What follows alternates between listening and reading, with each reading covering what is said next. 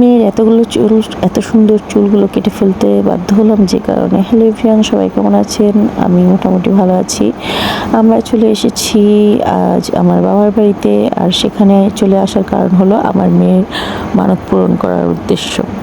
তো আমরা সকাল সকাল ঘুম থেকে উঠে চলে গিয়েছিলাম সেলুনে মেয়ের মাথার চুল কাটতে। তো সেলুনে আসার পরে এই এত সুন্দর চুলগুলো কাটতে অনেক কষ্ট হচ্ছিল। সেলুনের যে নাপিত বলে, সেও অনেক কষ্ট পাচ্ছিল এত সুন্দর চুলগুলো কেটে ফেলবে আর কি। কিন্তু কিচ্ছু করার নেই, মেয়েটা আসলে মাথার চুল আঁচড়াতেও দেয় না, ঠিক মতো পরিচর্যাও করতে দেয় না, আর এমনিতেও গরম পড়েছে, আর সেই সাথে তোর মানত আছেই, এই জন্য চুল কাটতেই হবে। তো তারপর এই তো চুল কাটার পরে আমার মেয়ে বারবার মাথায় হাত দিচ্ছিল। তারপর আমরা বাড়িতে এসে স্নান টান করে রেডি হয়ে চলে গেলাম মদাপুরের উদ্দেশ্যে। আজ আমরা যাব মদাপুর।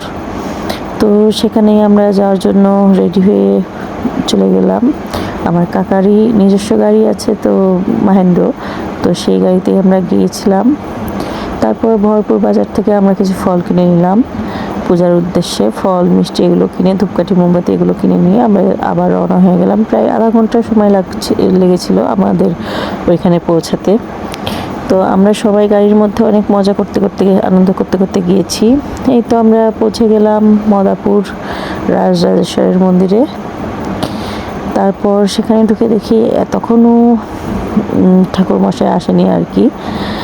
তো এখানে আসলে আসলে মনটা অনেক ভালো হয়ে যায়। আমি আগেও কয়েকবার এসেছি, তো আমরা এসে দেখি ঠাকুরমশাই আসেনি তখনও।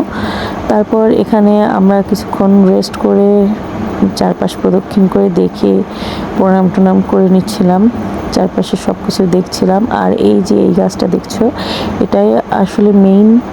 আর এই গাছের মধ্যে কথিত আছে, এখানে রাজরাজেশ্বর যখন বাণিজ্যে যায় তখন একটা গাছ ওই রাজরাজেশ্বরের সোনার নৌকা গিলে ফেলেছিল, আর তখন থেকে আর কি এইখানে পূজাপাল হয়। আর এখানে যে যা মানত করে সেটাই পূরণ হয়। আমরা চারপাশে প্রদক্ষিণ করছিলাম, পরিবেশটা অনেক সুন্দর ছিল। আর এদিকে আমার মেয়ে টাকলু, সে মাথায় বারবার হাত বুলাচ্ছে আর দেখছে চুল কতটা বড় হচ্ছে। তো আমরা এখানে অনেকক্ষণ দাঁড়িয়ে দাঁড়িয়ে ছিলাম। তারপর কিছুক্ষণ পরে আমরা এখানে মোমবাতি ধূপকাঠি এগুলো জ্বালিয়ে পূজা টুজা দিয়ে তারপর চলে এসেছিলাম। যেহেতু আমার ফোনে স্টোরেজ ছিল না, পরের ক্লিপগুলো আমরা নিতে পারিনি। তো আজকের ব্লগ আপনাদের কেমন লাগলো অবশ্যই সবাই কমেন্ট বক্সে জানাবেন। ধন্যবাদ সবাইকে, আর ঈশ্বর সবাইকে মঙ্গল করুন। ভালো থাকবেন সবাই।